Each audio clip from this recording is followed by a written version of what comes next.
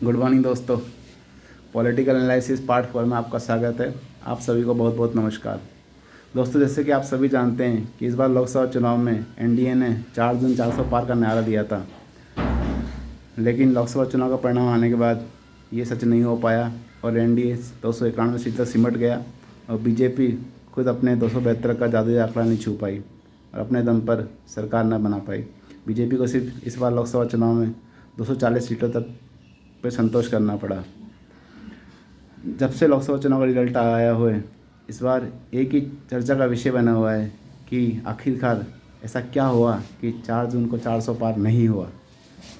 दोस्तों, आप जानते हैं कि इसके पिछले पॉलिटिकल एनालिसिस पार्ट 3 में मैंने आपको बताया था कि इसके कुछ 4-5 कारण थे कि एससी वोटर्स की नाराज़गी, इस बार 400 सीट लाई तो कुछ बड़ा हो जाएगा, संविधान बदल जाएगा, जो नैरेटिव गढ़ा गया विपक्षी दलों द्वारा, आरएसएस का फुल सपोर्ट नहीं मिल पाना, ऐसे बहुत 4-5 कारण थे जिसकी वजह से बीजेपी पीछे रह गई। दोस्तों, सब कारण अपनी जगह है, लेकिन आजकल जो राजनीतिक परिदृश्य में जो माहौल छाया हुआ है कि ऐसा क्या हो गया बीजेपी और संघ के बीच में, ऐसा क्या चल रहा है कि सब संघ के बड़े बड़े नेता खुलकर स्टेटमेंट दे रहे हैं। इसकी शुरुआत जब हुई, जब लोकसभा चुनाव के बीच में जेपी नड्डा ने कहा कि अब बीजेपी पहले वाली पार्टी नहीं है, बीजेपी अटल बिहारी वाजपेयी और आडवाणी वाली पार्टी नहीं है कि हमें संघ की बहुत ज़रूरत थी। आज बीजेपी अपने दम पर बहुत बड़ी पार्टी है और हमें संघ की इतनी ज़रूरत नहीं है। जो स्टेटमेंट दिया गया चुनाव के दौरान देकर बीजेपी ने अपने पैर पर कुल्हाड़ी खुद ही मार ली। जैसे कि दोस्तों, आप सभी जानते हैं कि बीजेपी और संघ के बीच में माँ बेटे का संबंध है। संघ बीजेपी का मदर ऑर्गेनाइजेशन है और बीजेपी को हर जगह हर मोर्चे पर संघ का सपोर्ट रहता है। तो यहाँ से संघ और बीजेपी के बीच में तकरार पैदा हुई।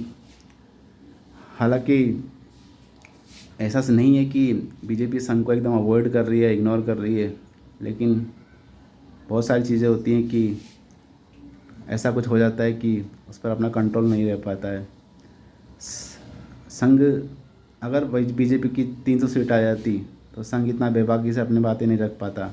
ऐसा ही होता है, सब कुछ जीत हार पे डिपेंड करता है। तो ऐसा नहीं कि संघ को बीजेपी ने एकदम इग्नोर कर दिया। याद है जब प्राण प्रतिष्ठा हुई थी या जो भूमि पूजन हुआ था राम मंदिर का, तो मोहन भागवत जी को के बराबर बिठाया था प्रधानमंत्री नरेंद्र मोदी ने, और प्राण प्रतिष्ठा में भी मोहन भागवत जी साथ में बैठे थे नरेंद्र मोदी के। तो बीजेपी ने संघ का पूरा ध्यान रखा हुआ है। और बीजेपी के जो कोर इशू थे, जो कि राम मंदिर है, धारा 370 और यूसीसी, इसमें 2 राम मंदिर धारा 370 का काम बीजेपी कर चुकी है।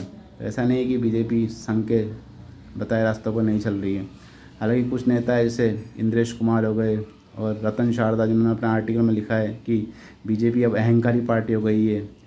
इंद्रेश कुमार ने यहाँ तक दिया कि भगवान राम ने सही न्याय किया कि 240 तक सीमित रख दिया। उनको ऐसा नहीं लिखना चाहिए था, क्योंकि आप भी जानते हैं कि एक परिवार में कितनी भी लड़ाई हो, माँ बेटे की लड़ाई में पड़ोसी को फ़ायदा नहीं मिलना चाहिए, भले कुछ भी हो जाए। तो अब कांग्रेस इसका मजाक उड़ा रही है और इसका पॉलिटिकल माइलेज लेने की कोशिश कर रही है। तो मैं यही कहना चाहूँगा कि क्या कारण है, उनकी समीक्षा होनी चाहिए। खुल के नहीं बोले, आपस में संवाद करें। यही बीजेपी की शैली है, यही संघ की शैली है।